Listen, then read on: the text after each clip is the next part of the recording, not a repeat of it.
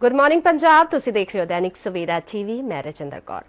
कोटकपुरा गोलीकांड मामले विच high court के फैसले नूं सुप्रीम कोर्ट विच चुनौती देण दे लई कैप्टन अमरिंदर सिंह ने मंजूरी दे दित्ती है। मुख मंत्री कैप्टन अमरिंदर सिंह ने एडवोकेट जनरल अतुल नंदा नूं इस दे आदेश दे दित्ते ने। जानकारी मुताबक 23 जुलाई तो पहला पंजाब सरकार की कानूनी टीम इस फैसले के खिलाफ कोर्ट विच पिटीशन पा देगी। दस दईए कि पंजाब हरियाणा हाई कोर्ट वालों साबका आईजी कुंवर विजय प्रताप की रिपोर्ट नूं खारिज कर दिता सी अते नवीं सिट के गठन के आदेश दिते सन, जिस तो बाद कुंवर विजय प्रताप ने अस्तीफा दे दिता सी ते हुण हाई कोर्ट के इस फैसले खिलाफ कैप्टन सरकार सुप्रीम कोर्ट जा रही है। इसकी जानकारी दे लई साडे नाल कॉल जरिए जुड़ चुके ने चंडीगढ़ तो पत्रकार रविंदर मीत।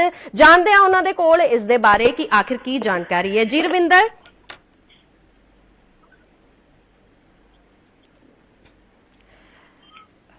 जी रविंदर।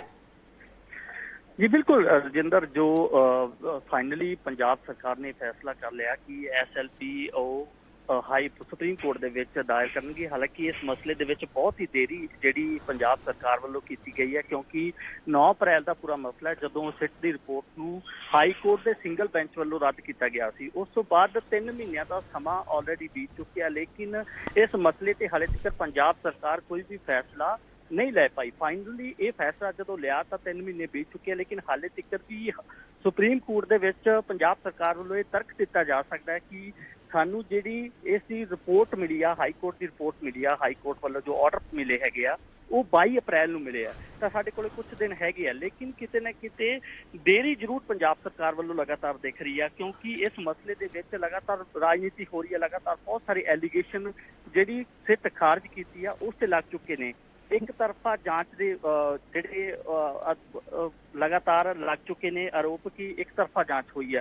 कुंवर विजय प्रताप के उत्ते बहुत सारे सवाल हाई कोर्ट वालों खड़े किए गए। हालांकि कुंवर विजय प्रताप वालों भी किसी भी तरीके का कोई भी अर्जी ऐसी नहीं दी गई कि मेरे लिए जो कमेंट हाई कोर्ट ने किए ने उन्होंने एक्सपेंस किया जाए। उन्होंने वालों भी किसी तरीके की कोई अर्जी नहीं दी गई। पंजाब सरकार वालों भी हाले तक सुप्रीम कोर्ट का रुख नहीं किया गया। हालांकि बयानों के विच लगातार पिछले 3 महीनों तो आ रहा कि पंजाब सरकार सुप्रीम कोर्ट जाएगी। हालांकि पंजाब सरकार को डबल बेंच का भी प्रोविजन हैगा, पंजाब सरकार डबल बेंच को जा सकती है, लेकिन इस पूरे मसले के विच पूरा ढिला रवैया। हालांकि अगर ऑफ द रिकॉर्ड असीं गल करिए तो ऑफ द रिकॉर्ड ये भी हैगा कि जो लीगल डिपार्टमेंट हैगा, लीगल सैल हैगा पंजाब सरकार का, उसनूं वर्बली बहुत बारी कहा गया कि तुसीं हाई कोर्ट का रुख सुप्रीम कोर्ट का रुख करो, लेकिन लीगल सैल वालों ये गल कही गई कि सानू लिखती दे रूप दे विच दित्ता जावे। पंजाब सरकार कैबिनेट दे विच चाहे पास करे या फिर लिखती रूप दे विच सानू देवे ताकि असीं सुप्रीम कोर्ट का रुख कर सकीए। लेकिन लिखती रूप दे विच कोई भी ऐसा ऑर्डर पंजाब सरकार वालों लीगल सैल नूं नहीं दिता गया, जिस करके लीगल सैल भी बैठा रहा। लीगल सैल दियां भी अपनियां कुछ मुश्किलां हैगियां ने, अपने कुछ कंट्राडिक्ट हैगे ने, उन्हां दे आपसी जिहड़े विवाद हैगे ने। अगर चाहे गल करिए तो गृह सचिव जिहड़े हैगे ने अनुराग वो भी उन्होंने भी उन्होंने बहुत सारे कंट्राडिक्ट हैगे ने। फाइल टेबल टू टेबल घूमती रही लेकिन सुप्रीम कोर्ट तक नहीं पहुंची। इस नूं लैके हुण फाइनली पंजाब सरकार ने सुप्रीम कोर्ट का रुख करने की गल जरूर कही है, लेकिन हाले तक रुख नहीं किया। हालांकि इस दे विच जी रविंदर, इत्थे ये भी सवाल निकल के आंदा है कि आखिर जदों आईजी कुंवर विजय प्रताप जो ने अस्तीफा देने की गल कर रहे सीगे कि उदों क्यों नहीं कैप्टन सरकार ने कहा कि हाँ जी असीं हुणे इहनूं सुप्रीम कोर्ट दे विच चुनौती देवांगे, उदों बड़ा ढिल्ला जिहा रवैया इहदे ते वरतिया गया। बिल्कुल रजिंदर, मैं यही गल कह रहा कि सरकार वालों तुरंत इस पूरे मसले दे विच कोई भी कार्रवाई नहीं की गई, क्योंकि लगातार बहुत सारे सवाल कुंवर विजय प्रताप से खड़े हुए, सिट से खड़े हुए, लेकिन सरकार अपना पक्ष रखने दे विच नाकाम साबित हुई। दूसरी गल ये भी हैगी है, पंजाब सरकार अपने ही बुने हुए मकड़ी जाल दे विच भी किते न किते फस रही है। अगर हाई कोर्ट का फैसला आया तो उस फैसले के मुताबिक नवी सिट बनाई गई। नवी सिट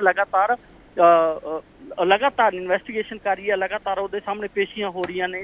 वड्डे बादल साहब उन्होंने सामने पेश हो गए, सुखबीर बादल उन्होंने सामने पेश हो गए, तमाम जिहड़े लोग सीगे उन्होंने दे सामने पेश होए। लगातार कार्रवाई तो चलती है। फिर सुप्रीम कोर्ट क्यों जा रही है आखिरकार पंजाब सरकार? अगर उन्होंने हाई कोर्ट दियां जो गल सी पूरी तो कर दी है, लेकिन सुप्रीम कोर्ट का फैसला हुण क्यों रुक कर रही है? किते ना किते ये जनता नूं दिखाउण दे लई हो रहा है, लगदा कि हाँ जी असीं इहदे ते कार्रवाई कर रहे हां ते असीं फिर तो ਤੋਂ ਜਿਹੜੀਆਂ ਵਿਧਾਨ ਸਭਾ ਚੋਣਾਂ ਆ ਰਹੀਆਂ ਆ, ਜਿਵੇਂ ਪਿਛਲੀ ਵਾਰ ਵਾਅਦੇ ਕੀਤੇ ਸੀ ਉਸੇ ਤਰੀਕੇ ਦੇ ਜਨਤਾ ਨੂੰ ਗੁੰਮਰਾਹ ਕਰਨ ਦੇ ਲਈ ਅਜਿਹੀਆਂ ਚੀਜ਼ਾਂ ਕੀਤੀਆਂ ਜਾ ਰਹੀਆਂ? ਕਿਉਂਕਿ ਜੇਕਰ ਉਹਨਾਂ ਦੇ ਫੈਸਲੇ ਮੰਨ ਲਏ ਨੇ ਹਾਈ ਕੋਰਟ ਦੇ, ਦੁਬਾਰਾ ਸਿੱਟ ਬਣਾ ਦਿੱਤੀ ਹੈ, ਤਾਂ ਫਿਰ ਉਸ ਤੋਂ ਬਾਅਦ ਕੀ ਜ਼ਰੂਰਤ ਸੀ ਹੁਣ ਕਹਿਣ ਦੀ ਕਿ ਅਸੀਂ ਸੁਪਰੀਮ ਕੋਰਟ ਦੇ ਇਸ ਦੇ ਖਿਲਾਫ ਜਾਵਾਂਗੇ, ਜਦ ਕਿ ਜਿਹੜੀ ਹਾਈ ਕੋਰਟ ਹੈ ਉਸਨੇ ਕਿਹਾ ਸੀਗਾ ਕਿ ਅਸੀਂ ਮਤਲਬ ਤੁਸੀਂ ਨਵੀਂ ਸਿੱਟ ਬਣਾਓ, ਜਿਹੜੀ ਆਈਜੀ ਕੁੰਵਰ ਵਿਜੇ ਪ੍ਰਤਾਪ ਵਾਲੀ ਆ ਉਸਨੂੰ ਰੱਦ ਕਰ ਦਿਓ। ਤੇ ਫਿਰ ਇਹਨਾਂ ਨੇ ਬਣਾ ਵੀ ਲਈ, ਤਾਂ ਹੁਣ ਸੁਪਰੀਮ ਕੋਰਟ ਜਾਣ ਦਾ ਕੀ ਮਤਲਬ ਹੈ? ਬਿਲਕੁਲ, ਇਹਦੇ ਚ ਵੀ ਦੋ ਤਰਕ ਹੈਗੇ ਨੇ। ਪਹਿਲਾ ਤਾਂ ਪੋਲੀਟੀਕਲ ਐਲੀਗੇਸ਼ਨ ਬਹੁਤ ਨੇ ਕਿ ਸਰਕਾਰ ਨੇ ਜੋ ਹਾਈ ਕੋਰਟ ਨੇ ਆਰੋਪ ਲਗਾਏ ਨੇ ਉਹ ਮੰਨ ਲਏ ਨੇ, ਯਾਨੀ ਕਿ ਜਿਹੜੀ ਇਨਵੈਸਟੀਗੇਸ਼ਨ ਹੋ ਰਹੀ ਸੀ ਵਨ ਸਾਈਡਡ ਇਨਵੈਸਟੀਗੇਸ਼ਨ ਹੋ ਰਹੀ ਸੀ। ਦੂਸਰਾ ਤਰਕ ਇਹ ਹੈ ਕਿ ਚਲਾਨ ਬਚਾਉਣ ਦੇ ਲਈ ਵੀ ਸੁਪਰੀਮ ਕੋਰਟ ਦੇ ਰੁਖ ਕਰਨ ਦੀ ਗੱਲ ਹੁਣ ਕਹੀ ਜਾ ਰਹੀ ਹੈ ਕਿ ਸਾਡੇ ਚਲਾਨ ਹੀ ਬਚ ਜਾਣ, ਜੋ ਚਲਾਨ ਪੇਸ਼ ਕੀਤੇ ਗਏ ਨੇ ਉਹ ਬਚ ਜਾਣ, ਸਾਡੀ ਕੁਛ ਇੱਜ਼ਤ ਬਚ ਜੀ। ਤਾਂ ਇਹ ਦੋ ਰੁੱਖਾਂ ਦੇ ਕਰਕੇ ਹੁਣ ਪੰਜਾਬ ਸਰਕਾਰ ਇਹ ਸੋਚ ਰਹੀ ਹੈ, ਹਾਲੇ ਵੀ ਸੋਚ ਰਹੀ ਹੈ, ਹਾਲੇ ਵੀ ਗਈ ਨਹੀਂ ਹੈਗੀ ਪੰਜਾਬ ਸਰਕਾਰ ਸੁਪਰੀਮ ਕੋਰਟ ਦੇ ਵਿੱਚ ਕਿ ਇਹ ਦੋ ਚੀਜ਼ਾਂ ਨੂੰ ਲੈ ਕੇ ਅਸੀਂ ਸੁਪਰੀਮ ਕੋਰਟ ਦੇ ਵਿੱਚ ਚਲੇ ਜਾਈਏ ਸੁਪਰੀਮ ਕੋਰਟ ਦੇ ਵਿੱਚ ਚਲੇ ਜਾਈਏ।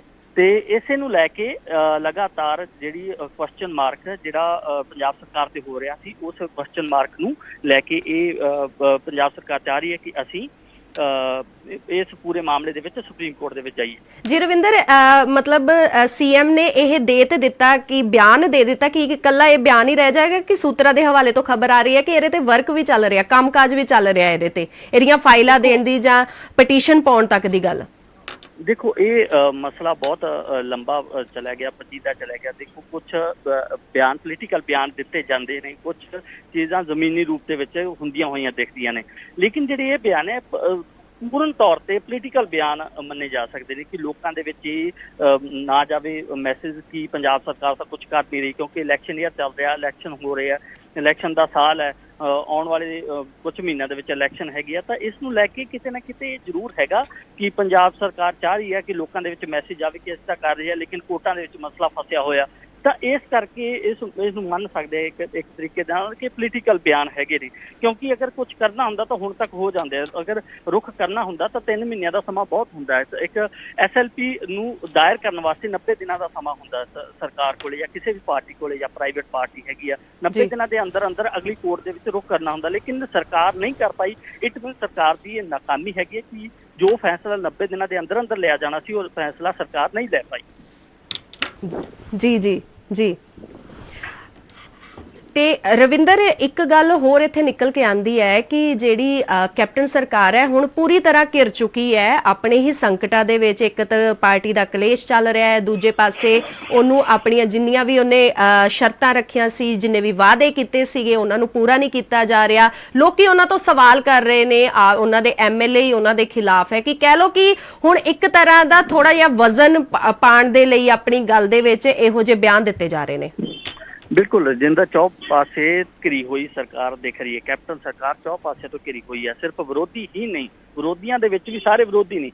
ਅਕਾਲੀ ਦਲ ਇਸ ਮਸਲੇ ਦੇ ਵਿੱਚ ਨਹੀਂ ਚਾਹੁੰਦਾ ਕਿ ਸਰਕਾਰ ਕੁਝ ਕਰੇ, ਕਿਉਂਕਿ ਅਕਾਲੀ ਦਲ ਤਾਂ ਆਲਰੇਡੀ ਇਸ 'ਚ ਫਸਿਆ ਹੋਇਆ, ਉਹ ਐਲੀਗੇਸ਼ਨ ਲਗਾ ਰਿਹਾ ਕਿ ਸਾਡੇ ਤੇ ਪੋਲੀਟੀਕਲ ਵੈਂਡੇਟਾ ਕੀਤਾ ਜਾ ਰਿਹਾ।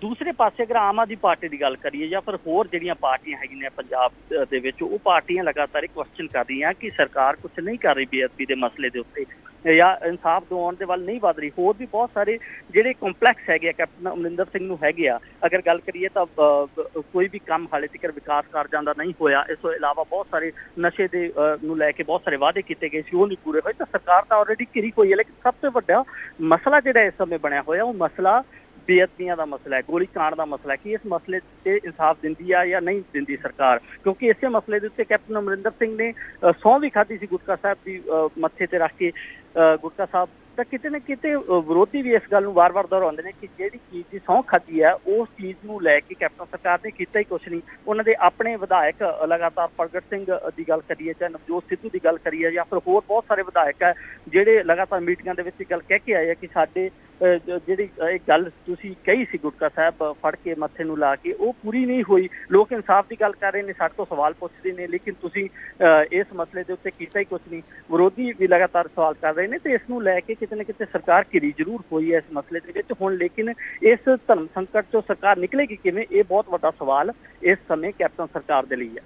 ਬਹੁਤ ਬਹੁਤ ਧੰਨਵਾਦ ਰਵਿੰਦਰ, ਸਾਡੇ ਨਾਲ ਗੱਲਬਾਤ ਕਰਨ ਦੇ ਲਈ, ਜੁੜਨ ਦੇ ਲਈ। ਤੇ ਇਹ ਸੀਗੇ ਚੰਡੀਗੜ੍ਹ ਤੋਂ ਪੱਤਰਕਾਰ ਰਵਿੰਦਰ ਮੀਤ, ਜਿਨ੍ਹਾਂ ਨੇ ਦੱਸਿਆ ਕਿ ਕਿਵੇਂ ਇਹ ਸਾਰੇ ਜਿਵੇਂ ਵਜ਼ਨ ਦੇਣ ਦੇ ਲਈ, ਆਪਣੇ ਵਾਅਦਿਆਂ ਦੇ ਵਿੱਚ ਹੋਰ ਵਜ਼ਨ ਪਾਉਣ ਦੇ ਲਈ ਵਿਧਾਨ ਸਭਾ ਚੋਣਾਂ ਦੇ ਵਿੱਚ ਇਹ ਪੋਲੀਟੀਕਲ ਬਿਆਨ ਹੋ ਸਕਦਾ ਹੈ। ਸੂਤਰਾਂ ਦੇ ਹਵਾਲੇ ਤੋਂ ਜਿਹੜੀ ਪੂਰੀ ਖਬਰ ਹੈ ਕਿ ਹੁਣ ਜਿਹੜਾ ਕੈਪਟਨ ਸਰਕਾਰ ਹੈ ਚੁਣੌਤੀ ਦੇ ਸਕਦੀ ਹੈ। ਹਾਈ ਕੋਰਟ ਦੇ ਜਿਹੜੇ ਕੋਟਕਪੂਰਾ ਗੋਲੀकांड ਮਾਮਲੇ ਦੇ ਵਿੱਚ ਫੈਸਲਾ ਆਇਆ ਸੀਗਾ, ਉਸ ਤੋਂ ਬਾਅਦ ਉਹ ਸੁਪਰੀਮ ਕੋਰਟ ਦੇ ਵਿੱਚ ਹਾਈ ਕੋਰਟ ਦੇ ਇਸ ਫੈਸਲੇ ਨੂੰ ਜਿਹੜਾ ਆ ਉਹ ਚੁਣੌਤੀ ਦੇ ਸਕਦੀ ਆ। ਵਧਦੇ ਅਗਲੀ ਖਬਰ ਦੇ ਵੱਲ ਤਾਂ ਮੋਦੀ ਮੰਤਰੀ ਮੰਡਲ ਦੇ ਵਿਸਤਾਰ ਤੋਂ ਬਾਅਦ ਵੀਰਵਾਰ ਨੂੰ ਨਵੀਂ ਕੈਬਨਿਟ ਦੀ ਪਹਿਲੀ ਬੈਠਕ ਹੋਈ, ਜਿਸ ਵਿੱਚ ਖੇਤੀਬਾੜੀ ਅਤੇ ਸਿਹਤ ਖੇਤਰਾਂ ਦੇ ਲਈ ਮਹੱਤਵਪੂਰਨ ਫੈਸਲੇ ਲਏ ਗਏ। ਕੈਬਨਿਟ ਦੀ ਇਸ ਬੈਠਕ ਵਿੱਚ ਕਰੋਨਾ ਵਿਰੁੱਧ ਲੜਾਈ ਲਈ 23,100 ਕਰੋੜ ਰੁਪਏ ਦੇ ਐਮਰਜੈਂਸੀ ਸਿਹਤ ਪੈਕੇਜ ਦਾ ਐਲਾਨ ਕੀਤਾ ਗਿਆ। ਇਸ ਤੋਂ ਇਲਾਵਾ ਮੰਡੀ ਦੇ ਜ਼ਰੀਏ 1 ਲੱਖ ਕਰੋੜ ਰੁਪਏ ਕਿਸਾਨਾਂ ਨੂੰ ਪਹੁੰਚਾਏ ਜਾਣਗੇ। ਇੱਕ ਬੈਠਕ ਖਤਮ ਹੋਣ ਤੋਂ ਬਾਅਦ ਕੇਂਦਰੀ ਮੰਤਰੀ ਅਨੁਰਾਗ ਠਾਕੁਰ, ਮਨਸੁਖ ਮੰਡਵੀਆ, ਨਰਿੰਦਰ ਸਿੰਘ ਤੋਮਰ ਨੇ ਇਹ ਜਾਣਕਾਰੀ ਦਿੱਤੀ। ਕੇਂਦਰੀ ਖੇਤੀਬਾੜੀ ਮੰਤਰੀ ਨਰਿੰਦਰ ਸਿੰਘ ਤੋਮਰ ਨੇ ਕਿਹਾ, ਮੈਂ ਕਿਸਾਨ ਅੰਦੋਲਨ ਨਾਲ ਜੁੜੇ ਦੋਸਤਾਂ ਨੂੰ ਕਹਿਣਾ ਚਾਹੁੰਦਾ ਹਾਂ ਕਿ APMC ਨੂੰ ਨਵੇਂ ਕਾਨੂੰਨ ਦੁਆਰਾ ਖਤਮ ਨਹੀਂ ਕੀਤਾ ਜਾਵੇਗਾ। ਨਾਲ ਹੀ ਉਹਨਾਂ ਨੇ ਕਿਹਾ ਕਿ ਮੰਡੀਆਂ ਨੂੰ ਹੋਰ ਮਜ਼ਬੂਤ ਕੀਤਾ ਜਾਵੇਗਾ। ਭਾਰਤ ਸਰਕਾਰ ਦੇ ਬੁਨਿਆਦੀ ਢਾਂਚੇ ਦੇ ਫੰਡ ਵਜੋਂ 1 ਲੱਖ ਕਰੋੜ ਰਕਮ ਜਾਰੀ ਕੀਤੀ ਜਾਵੇਗੀ। ਹੁਣ APMC ਵੀ ਇਸ ਫੰਡ ਦੀ ਵਰਤੋਂ ਕਰ ਸਕੇਗਾ। ਦੂਜੇ ਪਾਸੇ ਕੇਂਦਰੀ ਸਿਹਤ ਮੰਤਰੀ ਮਨਸੁਖ ਮੰਡਵੀਆ ਨੇ ਕੋਰੋਨਾ ਵਾਇਰਸ ਖਿਲਾਫ ਲੜਾਈ ਵਿੱਚ ਸਿਹਤ ਵਿਭਾਗ ਲਈ ਰਾਹਤ ਪੈਕੇਜ ਦਾ ਐਲਾਨ ਕੀਤਾ ਹੈ। ਤੇ ਇਹ ਸਭ ਦੀ ਜਾਣਕਾਰੀ ਦੇਣ ਦੇ ਲਈ ਆਖਿਰ ਕੀ ਵਾਅਦੇ ਕੀਤੇ ਗਏ ਤੇ ਕਿਹੜੇ ਜੋ ਵੀ ਕਿਹਾ ਗਿਆ, ਉਹ ਸਭ ਦੀ ਜਾਣਕਾਰੀ ਦੇਣ ਦੇ ਲਈ ਦਿੱਲੀ ਤੋਂ ਸਾਡੇ ਪੱਤਰਕਾਰ ਅਜੇ ਸ਼ਾਹ ਸਾਡੇ ਨਾਲ ਜੁੜ ਚੁੱਕੇ ਨੇ। ਜੀ ਅਜੇ, कैबिनेट की जी मीटिंग हुई है उसके बारे तुहाडा की कहना है? देखिए, कल केंद्रीय मंत्रिमंडल की पहली बैठक हुई। मंत्रिमंडल में जो बदलाव हुआ है उसके बाद प्रधानमंत्री ने ये वर्चुअल बैठक ली थी और इसमें कई बड़े फैसले लिए गए हैं। सबसे बड़ा फैसला ये लिया गया है कि मनसुख मांडविया जो नए स्वास्थ्य मंत्री बने हैं, उन्होंने ये बताया कि केंद्रीय मंत्रिमंडल ने कोविड को लेकर एक इमरजेंसी फंड 23,123 करोड़ रुपए का एक इमरजेंसी फंड डेडिकेटेड जो है वो कोविड हॉस्पिटल्स और बाकी चीजों को बनाने के लिए कैबिनेट ने मंजूरी दी है। इसके साथ ही जो कृषि मंत्री हैं नरेंद्र सिंह तोमर, उन्होंने एक बार फिर किसानों को यह आश्वासन दिया कि APMC खत्म नहीं होगा और 1 लाख करोड़ रुपए के उसमें प्रावधान दिया गया है, जिससे मंडी सिस्टम को मजबूत किया जाएगा।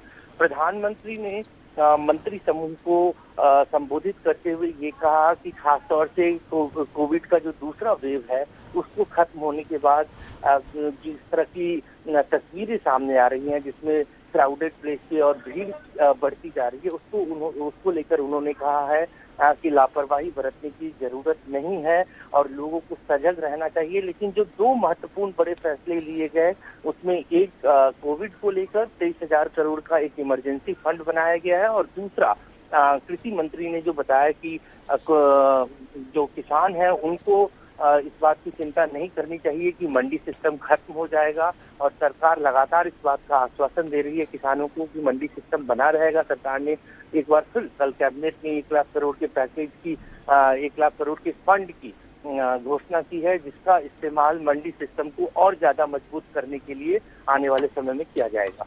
जी अजय, सब तो वड्डा कह लो ना कि विस्तार किया गया, फेर बदल किया गया है इस मोदी सरकार दे दौरान कैबिनेट दे विच। तुहाडा की मनना है कि ये जिहड़ा फेर बदल आ ये किस लई किया गया है कि मोदी सरकार दे जिहड़े पहलो मंत्री मंडल सीगा जिहड़ा कि वो इन्ना काबिल नहीं सीगा कि उन्हां तो संभालियां नहीं सी जा रही चीज़ां? देखिए, निश्चित रूप से खास तौर से पिछले 2 साल के दौरान जो कोरोना का समय रहा उसको लेकर सरकार की काफी आलोचना हुई। जो कोविड मैनेजमेंट रहा उसमें कहीं ना कहीं कमी रही, उसको लेकर सरकार की लगातार आलोचना हो रही थी। इसलिए ज्यादातर लोगों को ये उम्मीद थी कि स्वास्थ्य मंत्री डॉक्टर हर्षवर्धन जो पुराने स्वास्थ्य मंत्री थे उनके ऊपर गाज गिर सकती है। जिस तरह से रविशंकर प्रसाद जो IT मिनिस्टर और लॉ एंड जस्टिस थे उनको हटाया गया, प्रकाश जावड़ेकर जो एनवायरमेंट मिनिस्टर थे उनको ड्रॉप कर दिया गया, संतोष गंगवार को कर दिया गया, तो कहीं ना कहीं ये लग रहा था कि मोदी सरकार ये चाहती है कि एक नए रूप में एक नए सिस्टम के साथ फिर से मंत्रिमंडल समूह बनाया जाए और उसको लेकर ही ये फेरबदल की गई है। देखिए, अनुराग ठाकुर को जो वित्त राज्य मंत्री थे उनको कैबिनेट मंत्री सूचना और प्रसारण का मंत्रालय उनको दिया गया है। कहीं ना कहीं सरकार को ये भी लग रहा है कि सरकार की जो नीतियां हैं उसको लोगों तक सही तरीके से नहीं पहुंचा पाई है मोदी सरकार, इसलिए एक बड़ी जिम्मेदारी अनुराग ठाकुर को भी दी गई है कि अनुराग ठाकुर एक युवा है और उनको अब कहीं ना कहीं ये भी दिखाया गया है कि जो राजनेता है, जो राजनीतिक है, उनकी जगह जो ब्यूरोक्रेट्स हैं उनको ज्यादा मौका दिया गया है ताकि जो गवर्नेंस है वो सही तरीके से हो पाए, क्योंकि इसमें से कई सारे लोग ऐसे हैं जिनका या तो प्रमोशन किया गया है या जिनको नई जिम्मेदारी दी गई है, वो आने वाले वक्त में सरकार की नीतियों को सही तरीके से लागू करेंगे और उसकी बात जो है आवाम तक, जनता तक सही तरीके से पहुंचाया जा सकेगा। जी बहुत बहुत ਧੰਨਵਾਦ ਅਜੇ ਤੁਹਾਡਾ ਸਾਡੇ ਨਾਲ ਗੱਲਬਾਤ ਕਰਨ ਦੇ ਲਈ। ਸੋ ਇਹ ਸੀ ਦਿੱਲੀ ਤੋਂ ਸਾਡੇ ਪੱਤਰਕਾਰ ਅਜੇ। ਸੋ ਕੇਂਦਰੀ ਖੇਤੀਬਾੜੀ ਮੰਤਰੀ ਨਰਿੰਦਰ ਸਿੰਘ ਤੋਮਰ ਨੇ ਕਿਸਾਨ ਜਥੇਬੰਦੀਆਂ ਨੂੰ ਇਸ ਅੰਦੋਲਨ ਨੂੰ ਖਤਮ ਕਰਨ ਦੇ ਲਈ ਕਹਿ ਦਿੱਤਾ ਹੈ। ਉਹਨਾਂ ਨੇ ਕਿਹਾ ਹੈ ਕਿ ਸਰਕਾਰ ਗੱਲਬਾਤ ਕਰਨ ਦੇ ਲਈ ਤਿਆਰ ਹੈ। ਉਹਨਾਂ ਇਹ ਵੀ ਕਿਹਾ ਕਿ APMC ਨੂੰ ਹੋਰ ਮਜ਼ਬੂਤ ਕੀਤਾ ਜਾਵੇਗਾ, ਖੇਤੀ ਮੰਡੀਆਂ ਨੂੰ ਵਧੇਰੇ ਸਰੋਤ ਦਿੱਤੇ ਜਾਣਗੇ, ਮੰਡੀਆਂ ਖਤਮ ਹੋਣ ਵਾਲੀਆਂ ਨਹੀਂ ਨੇ। ਤੋਮਰ ਨੇ ਕਿਹਾ ਕਿ ਉਹ ਕਿਸਾਨ ਅੰਦੋਲਨ ਨਾਲ ਜੁੜੇ ਦੋਸਤਾਂ ਨੂੰ ਕਹਿਣਾ ਚਾਹੁੰਦੇ ਨੇ ਕਿ APMC ਨੂੰ ਨਵੇਂ ਕਾਨੂੰਨ ਦੁਆਰਾ ਖਤਮ ਨਹੀਂ ਕੀਤਾ ਜਾਵੇਗਾ। ਨਾਲ ਹੀ ਉਹਨਾਂ ਨੇ ਕਿਹਾ ਕਿ ਮੰਡੀਆਂ ਨੂੰ ਹੋਰ ਮਜ਼ਬੂਤ ਕੀਤਾ ਜਾਵੇਗਾ। ਵਧਦੇ ਹਾਂ ਅਗਲੀ ਖਬਰ ਵੱਲ ਤਾਂ ਪੰਜਾਬ ਸਰਕਾਰ ਵੱਲੋਂ ਜਨਤਾ ਨਾਲ ਕੀਤੇ ਵਾਅਦੇ ਅਜੇ ਤੱਕ ਪੂਰੇ ਨਹੀਂ ਹੋਏ। ਇੱਥੋਂ ਤੱਕ ਕਿ ਹੁਣ Punjab Haryana high court bar association ਵੀ ਸਰਕਾਰ ਵੱਲੋਂ ਕੀਤੇ ਵਾਅਦੇ ਨੂੰ ਪੂਰਾ ਕਰਨ ਦੇ ਇੰਤਜ਼ਾਰ ਵਿੱਚ ਹੈ। ਦਰਅਸਲ ਪੰਜਾਬ ਦੇ ਵਿੱਤ ਮੰਤਰੀ ਮਨਪ੍ਰੀਤ ਬਾਦਲ ਵੱਲੋਂ 25 ਮਈ ਨੂੰ Punjab Haryana high court bar association ਦੇ ਵੈਲਫੇਅਰ ਫੰਡ 'ਚ 50 ਲੱਖ ਰੁਪਏ ਅਤੇ ਬਾਅਦ 'ਚ 1 ਕਰੋੜ ਦੇਣ ਦਾ ਵਾਅਦਾ ਕੀਤਾ ਗਿਆ ਸੀ, ਜੋ ਕਿ ਅਜੇ ਤੱਕ ਪੂਰਾ ਨਹੀਂ ਹੋਇਆ ਹੈ। ਇਸੇ ਨੂੰ ਲੈ ਕੇ ਬਾਰ ਐਸੋਸੀਏਸ਼ਨ ਨੇ ਕੈਪਟਨ ਅਮਰਿੰਦਰ ਸਿੰਘ ਨੂੰ ਇੱਕ ਚਿੱਠੀ ਲਿਖੀ। ਚਿੱਠੀ 'ਚ ਕਿਹਾ ਗਿਆ ਹੈ ਕਿ ਇਸ ਵਾਅਦੇ ਤੋਂ ਬਾਅਦ ਵਕੀਲਾਂ ਲਈ ਕਲਿਆਣ ਯੋਜਨਾ ਬਣਾਈ ਗਈ ਸੀ, ਜੋ ਕਿ ਪੈਸੇ ਨਾ ਮਿਲਣ ਦੇ ਚਲਦਿਆਂ ਅਟਕ ਗਈ ਹੈ। ਬਾਰ ਐਸੋਸੀਏਸ਼ਨ ਨੇ ਇਹ ਵੀ ਕਿਹਾ ਕਿ ਇੱਥੇ 15,000 ਮੈਂਬਰ ਨੇ ਤੇ ਲਾਕਡਾਊਨ ਦੇ ਚਲਦਿਆਂ ਸਾਰੇ ਹੀ ਆਰਥਿਕ ਤੰਗੀ ਤੋਂ ਗੁਜ਼ਰ ਰਹੇ ਨੇ। ਦੱਸ ਦਈਏ ਕਿ ਹਾਈ ਕੋਰਟ ਬਾਰ ਐਸੋਸੀਏਸ਼ਨ ਹੀ ਦੇਸ਼ ਦੀ ਅਜਿਹੀ ਬਾਰ ਐਸੋਸੀਏਸ਼ਨ ਹੈ ਜਿਸਨੇ ਵਕੀਲਾਂ ਲਈ ਸੋਸ਼ਲ ਵੈਲਫੇਅਰ ਯੋਜਨਾ ਤਿਆਰ ਕੀਤੀ ਹੈ। ਬਾਰ ਐਸੋਸੀਏਸ਼ਨ ਨੇ ਦੱਸਿਆ ਕਿ ਮਈ ਮਹੀਨੇ 'ਚ ਕੈਬਨਿਟ ਮੰਤਰੀ ਸੁਖਜਿੰਦਰ ਰੰਧਾਵਾ ਨੇ 10 ਲੱਖ ਅਤੇ ਵਿੱਤ ਮੰਤਰੀ ਮਨਪ੍ਰੀਤ ਬਾਦਲ ਨੇ 50 ਲੱਖ ਦੇਣ ਦਾ ਵਾਅਦਾ ਕੀਤਾ ਸੀ, ਜਿਸ ਨੂੰ ਬਾਅਦ 'ਚ 25 ਮਈ ਨੂੰ ਵਧਾ ਕੇ 1 ਕਰੋੜ ਰੁਪਏ ਕਰ ਦਿੱਤਾ ਗਿਆ ਸੀ। ਇਸ ਤੋਂ ਬਾਅਦ 27 ਮਈ ਨੂੰ ਬਾਰ ਨੇ ਫੈਸਲਾ ਲਿਆ ਕਿ ਫੰਡ ਆਉਣ ਤੋਂ ਬਾਅਦ ਮੈਡੀਕਲੇਮ ਲਈ ਵਕੀਲਾਂ ਨੂੰ 5 ਲੱਖ ਰੁਪਏ ਤੱਕ ਦਾ ਭੁਗਤਾਨ ਕੀਤਾ ਜਾਵੇਗਾ ਅਤੇ ਜੇਕਰ ਕਿਸੇ ਵਕੀਲ ਦੀ ਮੌਤ ਹੋ ਜਾਂਦੀ ਹੈ ਤਾਂ ਉਸ ਦੇ ਪਰਿਵਾਰ ਨੂੰ 6 ਲੱਖ ਰੁਪਏ ਦੀ ਵਿੱਤੀ ਮਦਦ ਦਿੱਤੀ ਜਾਵੇਗੀ। ਪਰ ਪੰਜਾਬ ਸਰਕਾਰ ਵੱਲੋਂ ਕੀਤੇ ਵਾਅਦੇ ਅਨੁਸਾਰ ਇਹ ਫੰਡ ਜਾਰੀ ਨਹੀਂ ਕੀਤਾ ਗਿਆ, ਜਿਸ ਕਾਰਨ ਇਹ ਯੋਜਨਾ ਅਧੂਰੀ ਰਹਿ ਗਈ ਹੈ। ਪੰਜਾਬ ਵਿੱਚ ਪੈਦਾ ਹੋਏ ਬਿਜਲੀ ਸੰਕਟ ਨੂੰ ਲੈ ਕੇ ਆਮ ਆਦਮੀ ਪਾਰਟੀ ਦੀ ਵਿਧਾਇਕ ਸਰਬਜੀਤ ਕੌਰ ਮਣੂਕੇ ਨੇ ਸੂਬਾ ਸਰਕਾਰ ਨੂੰ ਘੇਰਿਆ ਅਤੇ ਨਾਲ ਹੀ ਅਕਾਲੀ ਦਲ ਨੂੰ ਵੀ ਨਿਸ਼ਾਨੇ ਤੇ ਲਿਆ। ਬੀਬੀ ਮਣੂਕੇ ਨੇ ਕਿਹਾ ਕਿ ਚਾਚੇ ਭਤੀਜੇ ਦੀ ਗਲਤੀ ਕਾਰਨ ਲੋਕਾਂ ਨੂੰ ਬਿਜਲੀ ਸੰਕਟ ਦਾ ਸਾਹਮਣਾ ਕਰਨਾ ਪੈ ਰਿਹਾ ਹੈ। ਉਹਨਾਂ ਨੇ ਕਿਹਾ ਕਿ ਕੈਪਟਨ ਸਰਕਾਰ ਨੇ ਸੱਤਾ ਵਿੱਚ ਆਉਣ ਤੋਂ ਪਹਿਲਾਂ ਲੋਕਾਂ ਨਾਲ ਕੀਤਾ ਇੱਕ ਵੀ ਵਾਅਦਾ ਪੂਰਾ ਨਹੀਂ ਕੀਤਾ ਹੈ। ਦੇਖੋ ਜੀ, ਪੰਜਾਬ ਦੇ ਵਿੱਚ ਬਿਜਲੀ ਦਾ ਸੰਕਟ ਜਿਹੜਾ ਦੇਣ ਆ ਪੰਜਾਬੀਆਂ ਨੂੰ, ਉਹ ਪਿਛਲੀ ਅਕਾਲੀ ਸਰਕਾਰ ਨੇ ਦਿੱਤਾ, ਕਿਉਂਕਿ ਜਦੋਂ ਉਹਨਾਂ ਨੇ ਸਰਕਾਰੀ ਥਰਮਲ ਪਲਾਂਟ ਬੰਦ ਕਰਕੇ ਪ੍ਰਾਈਵੇਟ ਕੰਪਨੀਆਂ ਦੇ ਨਾਲ ਐਗਰੀਮੈਂਟ ਵੱਡੇ ਕੀਤੇ, ਉਸ ਸਮੇਂ ਉਹਨਾਂ ਨੇ ਬੜੇ ਬੇਵਕੂਫੀ ਭਰੇ ਐਗਰੀਮੈਂਟ ਕੀਤੇ, ਜਿਸ ਦਾ ਤੁਹਾਨੂੰ ਅਜੀਬ ਵੀ ਲੱਗੇਗਾ। ਕੋਈ ਬੰਦਾ ਵੀ ਆਪਦੇ ਘਰ ਦੇ ਲਈ ਜਦੋਂ ਕੋਈ ਹਿੱਤ ਚਾਹੁੰਦਾ, ਇਹ ਤਾਂ ਦੇਖਦਾ ਵੀ ਮੈਨੂੰ ਜਿੰਨੀ ਚੀਜ਼ ਚਾਹੀਦੀ ਹੈ ਮੈਂ ਉਨੀ ਹੀ ਲਊਂਗਾ, ਉਨੀ ਦਾ ਬਿੱਲ ਦਊਂਗਾ। ਉਸੇ ਸਮੇਂ ਗੁਜਰਾਤ ਨੇ ਕੀਤੇ। ਗੁਜਰਾਤ ਨੇ 2 ਚੀਜ਼ਾਂ ਐਡ ਕੀਤੀਆਂ ਵੀ ਅਸੀਂ ਜੇ ਸਾਨੂੰ ਜ਼ਰੂਰਤ ਪਏਗੀ ਅਸੀਂ ਲਵਾਂਗੇ, ਨਹੀਂ ਲੈਂਦੇ ਨਹੀਂ। ਦੂਜਾ, ਜਦੋਂ ਸਾਨੂੰ ਘੱਟ ਰੇਟ ਤੇ ਮਿਲੇਗਾ ਅਸੀਂ ਐਗਰੀਮੈਂਟ ਰੱਦ ਕਰਾਂਗੇ। ਇਹਨਾਂ ਦੋਨਾਂ ਨੇ ਇਸ ਚੀਜ਼ 'ਚ ਲੂਪ ਹੋਲ ਨਹੀਂ ਰੱਖਿਆ ਤੇ ਕੈਪਟਨ ਸਾਹਿਬ ਨੇ ਗੁਟਕਾ ਸਾਹਿਬ ਦੀ ਸਹੁੰ ਖਾ ਕੇ ਲੋਕਾਂ ਨਾਲ ਵਾਅਦਾ ਕੀਤਾ ਵੀ ਮੈਂ ਤੁਹਾਡੇ ਹਿੱਤਾਂ ਦੀ ਰਾਖੀ ਕਰਾਂਗਾ, ਮੈਂ ਘਰ ਨੌਕਰੀ, ਨਸ਼ਾ ਮੁਕਤੀ, ਤਰ੍ਹਾਂ ਦੇ ਵਾਅਦੇ ਕਰਕੇ 5 ਰੁਪਏ ਯੂਨਿਟ ਬਿਜਲੀ ਦੇਵਾਂਗੇ। 4.5 ਸਾਲਾਂ ਦੇ ਵਿੱਚ ਲਗਾਤਾਰ ਸੈਸ਼ਨਾਂ ਦੇ ਵਿੱਚ ਕਾਪੀ ਦੀ ਕੱਚ 'ਚ ਪਾ ਕੇ ਆ ਜਾਂਦੇ ਸੀ। ਮੇਰਾ ਵਾਈਟ ਪੇਪਰ ਤਿਆਰ ਹੋ ਰਿਹਾ, ਮੈਂ ਜਲਦੀ ਵਾਈਟ ਪੇਪਰ ਲੈ ਕੇ ਆਵਾਂਗਾ ਤੇ ਮੈਂ ਦੱਸੂਗਾ ਬਿਜਲੀ ਕਿ ਮਹਿੰਗੀ ਕਿਉਂ ਹੋਈ। ਅਖੀਰ 'ਚ ਅਸੀਂ ਖੁਦ ਹੀ ਕਹਿਣਾ ਸ਼ੁਰੂ ਕਰਤਾ ਵੀ ਕੈਪਟਨ ਸਾਹਿਬ ਤੁਸੀਂ ਵੀਡੀਓ 'ਚ ਕਹਿੰਦੇ ਸੀ ਵੀ ਮੈਨੂੰ ਸਾਰਾ ਪਤਾ ਕਿਹਦੀ ਕਰਕੇ ਕੀ ਹੋ ਰਿਹਾ, ਕੌਣ ਕੀ ਕਰ ਰਿਹਾ, ਤੁਸੀਂ ਮੈਨੂੰ ਸਰਕਾਰ ਚਾਉਣ ਦਿਓ, ਕੁਰਸੀ ਤੇ ਬੈਠਣ ਦਿਓ, ਮੈਂ ਤਾਂ ਟੰਗੂਗਾ। ਹੁਣ ਉਹ ਪਤਾ ਕਿੱਧਰ ਗਿਆ? ਵਾਈਟ ਪੇਪਰ ਦਾ ਮਤਲਬ ਹੁੰਦਾ ਵੀ ਤੁਸੀਂ ਦੱਸਣਾ ਵੀ ਕਿਹਦੀ ਕਰਕੇ ਨੁਕਸਾਨ ਹੋਇਆ। ਇਹ ਤਾਂ ਪੰਜਾਬੀਆਂ ਦਾ ਬੱਚਾ ਜਾਣਦਾ। ਤੁਸੀਂ ਫਿਰ ਤੁਸੀਂ ਐਗਰੀਮੈਂਟਾਂ ਵੱਲ ਨਹੀਂ ਤੁਰੇ ਰੱਦ ਕਰਨ ਨੂੰ, ਜਿਹੜਾ ਤੁਹਾਡਾ ਵਾਅਦਾ ਸੀ। ਦੂਜੀ ਗੱਲ ਨਹੀਂ ਰੱਦ ਕਰਨਾ, ਚਲੋ ਮੈਂ ਤੁਹਾਡੇ ਕਹਿੰਦੀ ਹਾਂ ਤੁਸੀਂ ਕਾਨੂੰਨੀ ਦਾਇਰੇ 'ਚ ਰਹਿ ਕੇ ਨਹੀਂ ਰੱਦ ਕਰ ਸਕਦੇ। ਤੁਸੀਂ ਆਪਣੇ ਜਿਵੇਂ ਦਿੱਲੀ ਦੇ ਵਿੱਚ ਇੰਟਰਨਲ ਆਡਿਟ ਕਰਵਾ ਕੇ ਅਸੀਂ ਉਹਨਾਂ ਤੇ ਲਗਾਮ ਕਸੀ ਤੇ ਤੁਸੀਂ ਉਹ ਲਗਾਮ ਤਾਂ ਕੱਸ ਲਓ। ਅੱਜ ਪੰਜਾਬ ਦੇ ਵਿੱਚ ਝੋਨੇ ਦੇ ਸੀਜ਼ਨ ਹੈ, ਡੀਜ਼ਲ 100 ਦੇ ਨੇੜੇ ਤੇੜੇ ਆ ਡੀਜ਼ਲ, ਤੇ ਲਾਈਟ ਦਾ 12 ਘੰਟੇ ਦਾ ਕੱਟ ਹੈ। ਤੇ ਸਾਡਾ ਵਪਾਰੀ ਵਰਗ ਨੂੰ ਅਸੀਂ ਕਹਿ ਦਿੱਤਾ ਵੀ ਭਾਈ ਤੁਸੀਂ ਹੱਥ ਜੋੜ ਕੇ ਬੇਨਤੀ ਹੈ, ਤੁਸੀਂ ਤਾਂ ਭੁੱਲ ਹੀ ਜਾਓ। ਕਿਤੇ ਤਾਂ ਮਨਪ੍ਰੀਤ ਬਾਦਲ ਜੀ ਦਾ ਸੁਪਨਾ ਸੀ ਵੀ ਚਿਮਨੀਆਂ 'ਚ ਧੂੰਆਂ ਕੱਢ ਕੇ ਦਿਖਾਊਂਗਾ, ਹੁਣ ਚਿਮਨੀਆਂ 'ਚ ਧੂੰਆਂ ਤਾਂ ਛੱਡੋ, ਲੋਕਾਂ ਦੀ ਜਾਨ ਨਿਕਲ ਰਹੀ ਹੈ ਸਰੀਰ 'ਚੋਂ। ਬਈ ਨਾ ਤਾਂ ਵਪਾਰੀ ਵਰਗ ਤੋਂ 2 ਦਿਨ ਦੀ ਛੁੱਟੀ ਕੋਈ ਕਰਤੀ, ਕਹਿੰਦੇ ਤੁਸੀਂ ਘਰੇ ਬੈਠੋ, ਸਾਡੇ ਕੋਲ ਲਾਈਟ ਹੈ ਨਹੀਂ। ਕਿਸਾਨਾਂ ਨੂੰ 12 ਘੰਟੇ ਦਾ ਕੱਟ ਹੈ, ਉਹਨਾਂ ਕੋਲ ਜਨਰੇਟਰ ਹੈ ਨਹੀਂ, ਉਹਨਾਂ ਕੋਲ ਪਾਣੀ ਹੈ ਨਹੀਂ, ਉਹ ਫਸਲ ਕਿੱਦਾਂ ਬੀਜਣ। ਤੇ ਆਮ ਲੋਕ ਪੇਪਰਾਂ ਦਾ ਆਨਲਾਈਨ ਪੇਪਰ ਚੱਲ ਰਹੇ ਆ, ਜੇ ਉਹਨਾਂ ਕੋਲ ਹਾਲਾਤ ਹੀ ਐਸੇ ਆ, ਸਾਡਾ ਹਰ ਵਰਗ ਅੱਜ ਬੁਰੀ ਤਰ੍ਹਾਂ ਪੀਸਿਆ ਜਾ ਰਿਹਾ, ਜਿਹਦਾ ਸਿੱਧਾ ਜ਼ਿੰਮੇਦਾਰ ਜੇ ਅਕਾਲੀ ਪਾਰਟੀ ਹੈ ਤਾਂ ਬਰਾਬਰ ਕਾਂਗਰਸ ਸਰਕਾਰ ਵੀ ਹੈ, ਕਿਉਂਕਿ ਸਮਾਂ ਰਹਿੰਦੇ ਕੀਤਾ ਇਹਨਾਂ ਨੇ ਵੀ ਕੁਛ ਨਹੀਂ। ਖੇਡ ਤਾਂ ਚਾਚੇ ਭਤੀਜੇ ਦੀ ਹੈ ਨਾ, ਖੇਡ ਤਾਂ ਉੱਤਰ ਕਾਟੋ ਮੈਚ ਚੜ੍ਹਨ ਦੀ ਹੈ ਨਾ। ਦੇਸ਼ ਵਿੱਚ ਬਿਜਲੀ ਦੀ ਮੰਗ ਸਭ ਤੋਂ ਉੱਚ ਪੱਧਰ ਤੇ ਪਹੁੰਚ ਗਈ ਹੈ ਅਤੇ 2 ਲੱਖ ਮੈਗਾਵਾਟ ਨੂੰ ਪਾਰ ਕਰ ਗਈ ਹੈ। ਤਾਪਮਾਨ ਵਿੱਚ ਵਾਧੇ ਅਤੇ ਕੋਰੋਨਾ ਵਾਇਰਸ ਦੀ ਰੋਕਥਾਮ ਲਈ ਲਾਈਆਂ ਪਾਬੰਦੀਆਂ ਵਿੱਚ ਢਿੱਲ ਦੇ ਨਾਲ ਮੌਨਸੂਨ ਵਿੱਚ ਦੇਰੀ ਨਾਲ ਬਿਜਲੀ ਦੀ ਮੰਗ ਵਿੱਚ ਵਾਧਾ ਹੋਇਆ ਹੈ। ਬਿਜਲੀ ਮੰਤਰਾਲੇ ਦੇ ਤਾਜ਼ਾ ਅੰਕੜਿਆਂ ਅਨੁਸਾਰ ਵੱਧ ਤੋਂ ਵੱਧ ਮੰਗ ਭਾਵ ਵੱਧ ਸਪਲਾਈ ਬੁੱਧਵਾਰ 2,570 ਮੈਗਾਵਾਟ ਤੱਕ ਪਹੁੰਚ ਗਈ। ਇਸ ਤੋਂ ਪਹਿਲਾਂ ਮੰਗਲਵਾਰ ਨੂੰ ਬਿਜਲੀ ਦੀ ਵੱਧ ਤੋਂ ਵੱਧ ਮੰਗ 1,97,070 ਮੈਗਾਵਾਟ ਰਿਕਾਰਡ ਤੇ ਪਹੁੰਚ ਗਈ ਸੀ। ਪਿਛਲੇ ਮਹੀਨੇ ਉੱਚ ਸ਼ਕਤੀ ਦੀ ਮੰਗ 30 ਜੂਨ ਨੂੰ 1,91,510 ਮੈਗਾਵਾਟ ਤੱਕ ਪਹੁੰਚ ਗਈ ਸੀ ਅਤੇ ਪਿਛਲੇ ਸਾਲ ਜੂਨ ਵਿੱਚ ਇਹ 1,64,980 ਮੈਗਾਵਾਟ ਦੇ ਮੁਕਾਬਲੇ 16% ਵਧੇਰੇ ਹੈ। ਇਸ ਵਾਰ ਬਿਜਲੀ ਦੇ ਸੰਕਟ ਤੋਂ ਪੰਜਾਬ ਬੁਰੀ ਤਰ੍ਹਾਂ ਦੇ ਨਾਲ ਗੁਜ਼ਰ ਰਿਹਾ ਹੈ। ਬਿਜਲੀ ਦੇ ਕੱਟ ਕਾਰਨ ਲੋਕ ਪਰੇਸ਼ਾਨ ਨੇ ਤੇ ਬਿਜਲੀ ਵਿਭਾਗ ਵੱਲੋਂ ਇੰਡਸਟਰੀਜ਼ ਉੱਪਰ ਵੀ ਰੋਕਥਾਮ ਲਗਾਈ ਗਈ ਹੈ। ਸੋ ਇਹ ਸਨ ਅੱਜ ਦੀਆਂ ਕੁਝ ਖਾਸ ਖਬਰਾਂ। ਵਧੇਰੇ ਜਾਣਕਾਰੀ ਲਈ ਜੁੜੇ ਰਹੋ ਦੈਨਿਕ ਸਵੇਰਾ ਟੀਵੀ ਦੇ ਨਾਲ। ਜਾਂਦੇ ਨਜ਼ਰ ਪਾ ਲੈਂਦੇ ਹਾਂ ਅੱਜ ਦੀਆਂ ਕੁਝ ਖਾਸ ਖਬਰਾਂ ਤੇ। ਕੋਟਕਪੁਰਾ ਗੋਲੀकांड ਮਾਮਲੇ ਵਿੱਚ ਹਾਈ ਕੋਰਟ ਦੇ ਫੈਸਲੇ ਨੂੰ ਸੁਪਰੀਮ ਕੋਰਟ 'ਚ ਦਿੱਤੀ ਜਾਵੇਗੀ ਚੁਣੌਤੀ, ਕੈਪਟਨ ਅਮਰਿੰਦਰ ਸਿੰਘ ਨੇ ਦਿੱਤੀ ਮਨਜ਼ੂਰੀ।